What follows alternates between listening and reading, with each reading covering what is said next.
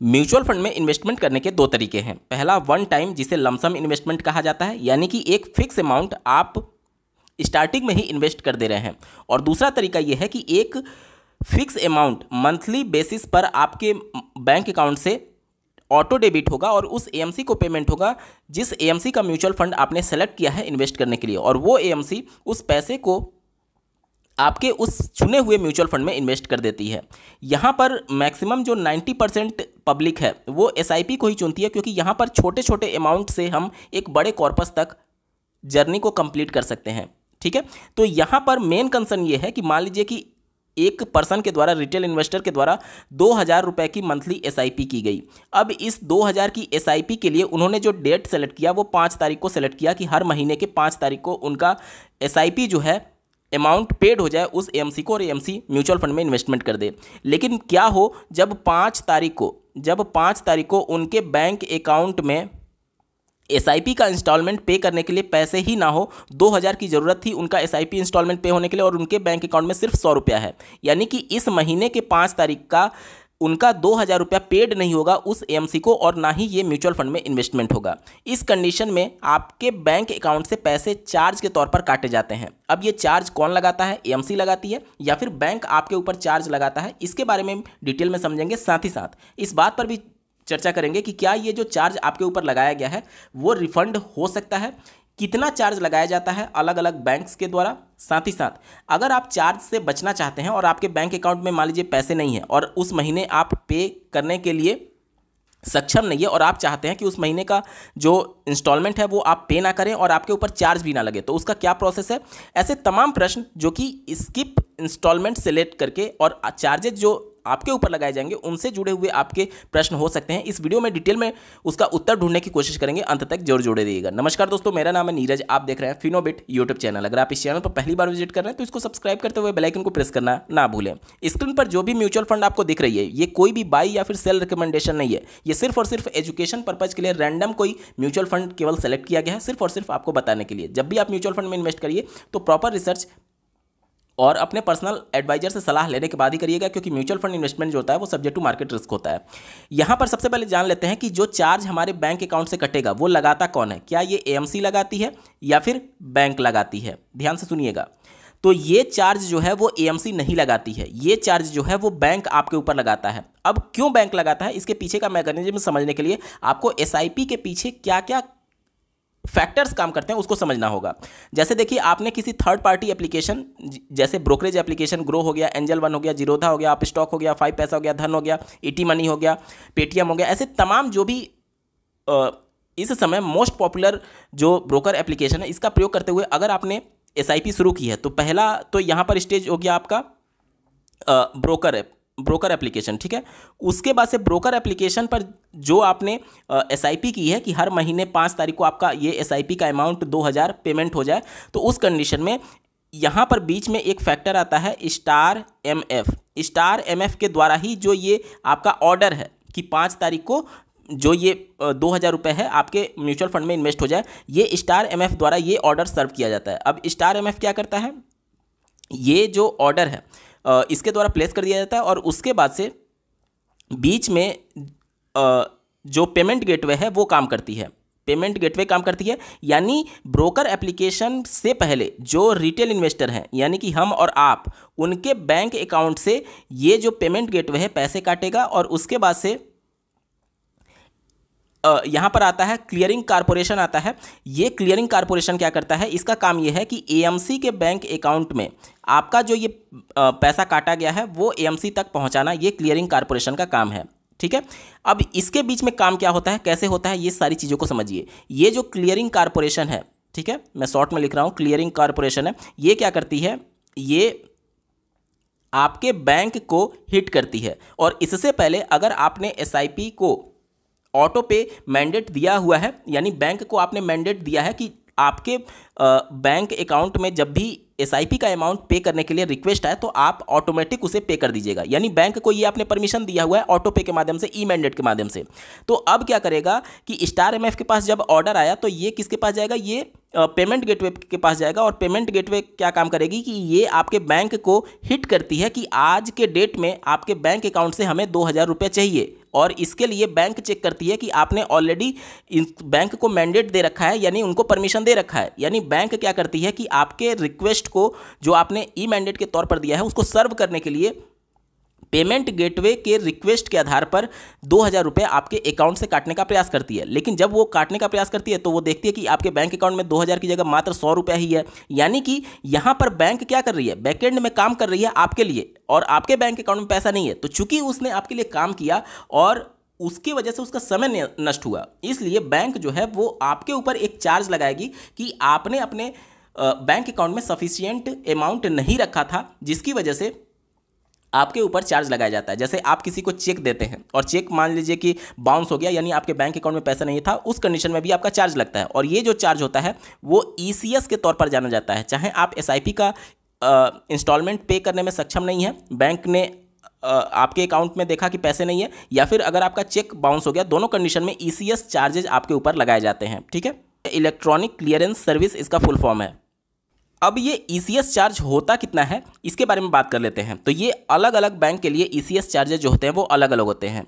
आपको ज्ञात होगा जितने भी हमारे देश में राष्ट्रीयकृत बैंक हैं, यानी कि नेशनलाइज बैंक है या फिर प्राइवेट बैंक है, सभी बैंक रेगुलेट किसके द्वारा किए जाते हैं, आरबीआई के द्वारा किए जाते हैं। तो आरबीआई की ऑफिशियल वेबसाइट से मैं आपको अलग अलग बैंकों का ईसीएस चार्ज दिखाने की कोशिश करता हूँ। ठीक है, यहाँ पर देख लीजिए, यहाँ पर ईसीएस आउटवर्ड लिखा गया है। ठीक है, ईसीएस आउटवर्ड, आउटवर्ड का मतलब कि आपके बैंक अकाउंट से पैसे कट करके दूसरे बैंक अकाउंट में जाएंगे। यानी कि आप रिटेल इन्वेस्टर हैं तो आपके बैंक अकाउंट से पैसा कट के किसके बैंक अकाउंट में जाएगा, वो एएमसी के बैंक अकाउंट में जाएगा, तो इसे आउटवर्ड बोलेंगे। और अगर आपके बैंक अकाउंट में पैसा आता तो उसे इनवर्ड बोलते हैं। तो हमें इनवर्ड से मतलब नहीं है, हमें आउटवर्ड से मतलब है। ठीक है, तो चलिए देख लेते हैं अलग अलग बैंक का।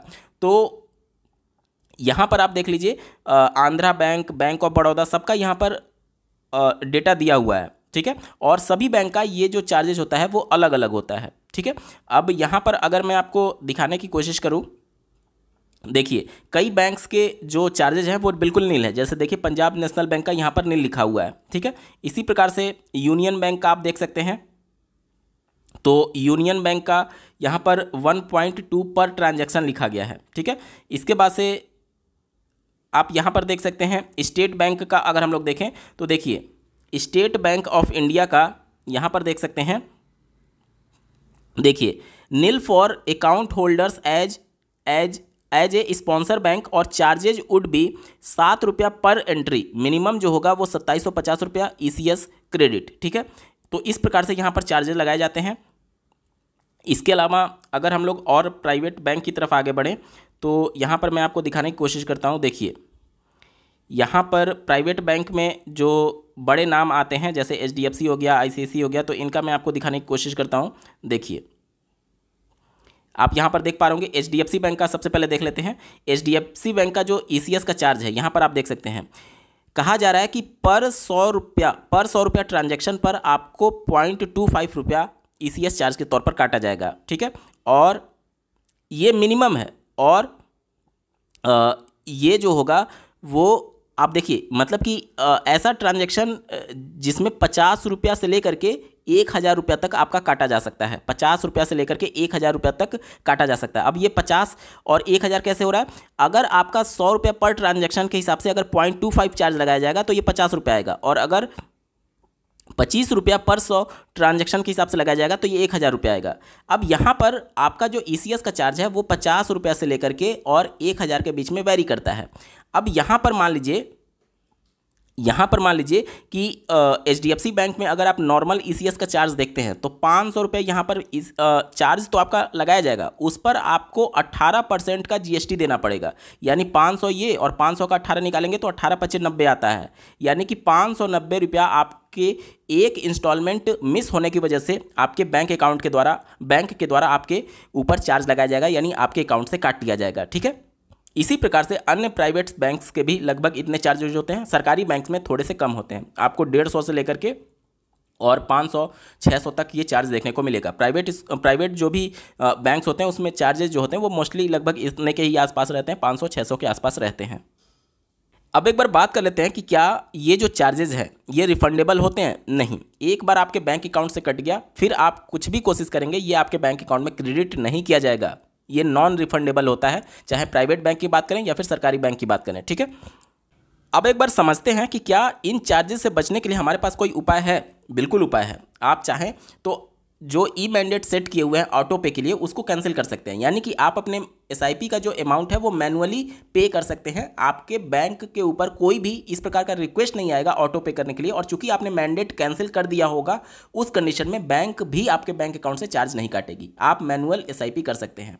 मैनुअल एसआईपी के लिए आप समझ सकते हैं कि मान लीजिए कि आपकी एसआईपी चल रही है तो उस एसआईपी को आप कैंसिल कर सकते हैं। एसआईपी जब कैंसिल हो गया तो अब इसके थ्रू जो भी ऑटो पे या फिर ई मैंडेट सेट है वो ऑटोमेटिक कैंसिल हो जाएगा। उस दौरान क्या होगा कि जब जब आप चाहें, जैसे मान लीजिए आपका हर महीने 5 तारीख को पेमेंट जा रहा था तो हर महीने के 5 तारीख को आप वन टाइम इन्वेस्टमेंट कर सकते हैं, और वन टाइम इन्वेस्टमेंट के तौर पर आप यहां पर मंथली पेमेंट कर सकते हैं मैनुअली, यानी कि अब बैंक आपके बैंक अकाउंट से चार्ज नहीं काटेगा। ठीक है, पहला ये कंडीशन हो गया। दूसरा, अगर आप मैनुअली नहीं करना चाहते हैं, क्योंकि मैनुअली में बहुत सारी दिक्कतें होती हैं। मान लीजिए आप किसी महीने भूल गए, मान लीजिए, क्योंकि कई बार होता है कि हमारे ऊपर जब तक कोई बाउंड नहीं रहता है तब तक हम इन्वेस्टमेंट की तरफ आगे प्रोसीड होना नहीं चाहते हैं, तो इसलिए आपके लिए ऑटो पे ही बेस्ट है।